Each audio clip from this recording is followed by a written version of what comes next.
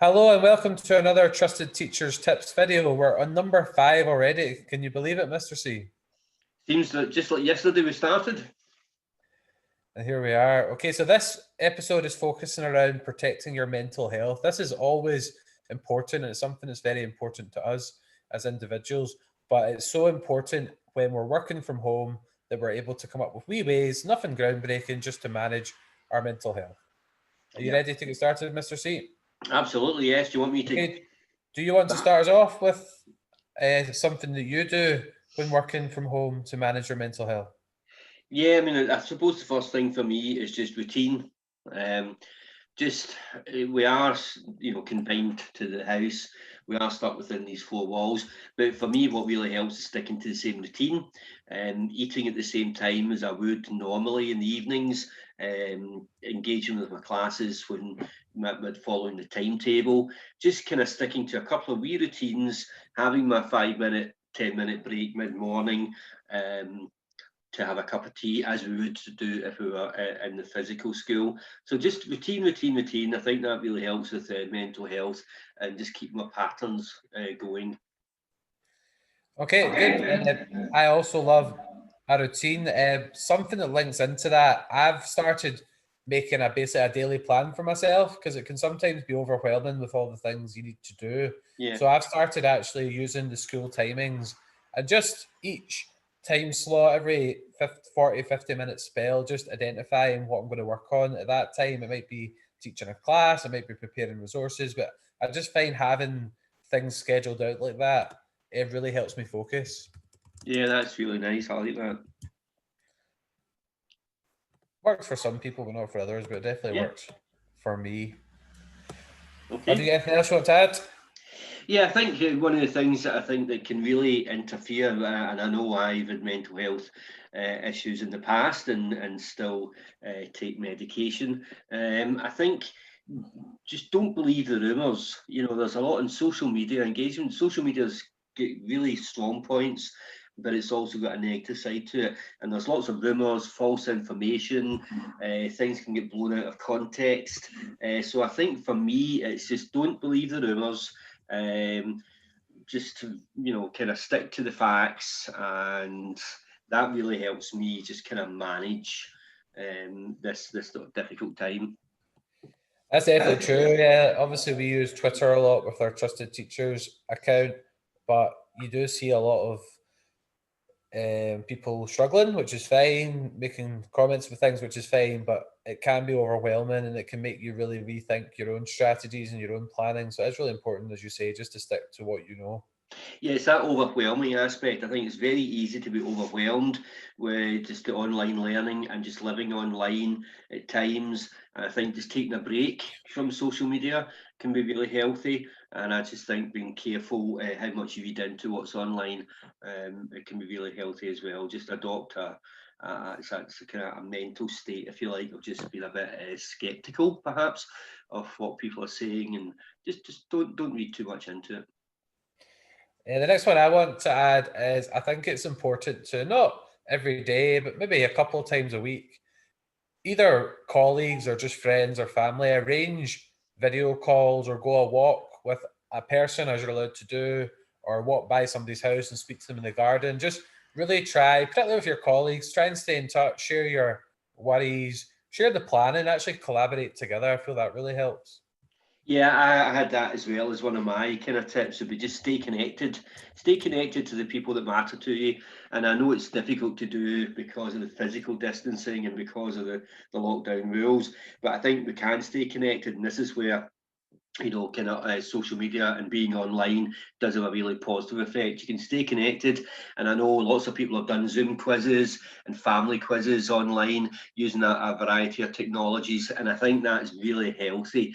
It just lets you touch in with other human beings. I think it'd be very difficult if you were on your own. You're not on your own. Just stay connected with people. Definitely. Okay, have you got another one, Mr. B? We'll try and get to our normal 8. Yeah, I think Mr. B, you're Mr. C. Yeah, one of the things that I had here was just exercising, and it's difficult to exercise the best of times, and it's difficult to exercise during lockdown, but it is one of the exemptions. You can, and I'm not talking about running marathons. I'm just talking about getting out for a walk. Just if you can do some kind of small workout at home, I think it really fires the endorphins. It keeps you positive. It keeps you pumped up. I think we've all seen the positive aspects that is it Joe Wicks has had with young people. So yeah, I can just daily exercise, or just exercise 2 or 3 times a week, and have a really positive effect on the mind. Yeah, I definitely try at the end of every working day. I try and get out a wee walk. Yeah. Have you been sticking to that, Mr. C? I've got out for the odd walk now and again, not as much as I'd like to. It's very easy to get into bad habits and become lazy, so I just need to kind of up my game there a wee bit. But each time I do go out for a walk, I just feel so much better for it. I sleep better. Maybe Mr. B and Mr. C should arrange a wee walk at some point. That would be nice. Okay, my next one, I just try to remember. It just keeps coming back to me. It's just be focused and be realistic. And by that, I mean just one job at a time. As I said about the daily plan, pick a job and do it. If you're planning for your second years, do it. Don't start trying to do lots of other things at once. And I know that's really easy to do, but maybe set in a time where you check your emails once or twice a day instead of constantly replying to them. So I'm just I think that's in terms of mindfulness, just concentrating, living in the moment, concentrating the job at hand. The rest of it will still be there and it'll take care of itself. Don't get stressed out about it. Just a wee bit of mindfulness and living in the moment is very healthy. Okay, have you got one more, Mr. C? I've got a couple more. I think adopting healthy sleeping and eating habits is very easy during lockdown to kind of flip your body clock almost and stay up late at night and just watch that other episode of whatever it is you're binge watching, and have that wee bit of a lie-in in the morning.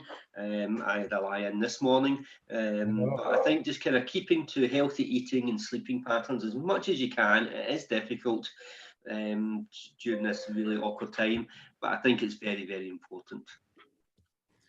Okay, thank you. Right, just to get to our 8, I'll go for my last one, which at the moment I'm struggling. Oh, I know what it is. You do see a lot of people online who are still working in the evenings. I'm really trying to pick a time to finishing. So if that's 4 o'clock, 5 o'clock, 6 o'clock, finishing early, but not too early that I've stressed myself out. Finishing at a reasonable time and then doing something in the evening. Go a walk. Watch Netflix. Phone a friend, play a video game, reading. I've been doing a lot more reading and video games and stuff recently because I'm finding it really helps me just kind of relax. That's kind of finishing time and having something to do in the evening. Yeah. I'm going to throw in just a couple of wee pointers just to finish off, if that's okay, Mr. B. One of the things I would say, and it's very, very easy to get caught in this trap, is to limit your consumption of alcohol or caffeine. It's very easy just to have that glass of wine in the evening, or to have an extra couple of coffees during the day. All these wee things that interfere with our ability to sleep healthy, etc. I think it's kind of just sticking to good habits and not overindulging. And I think the last thing, it goes along with that is rest, relax, and recuperate. Again, the 3 R's in teaching: rest, relax, and recuperate. It's still a demanding job, even though we're online. So I think that's really important there, to rest, relax, and recuperate. Okay, right. We went a wee bit over our normal, so we'll get 10 there, which is great, but that kind of highlights that this is a really important thing, particularly at the moment. Yeah, definitely. Okay, so that was Trusted Teachers tip video number 5, protecting your mental health. If this helps just one person, then that will be great for us. We're Trusted Teachers. We want to be the support that we needed when we were starting out. Okay, thank you very much.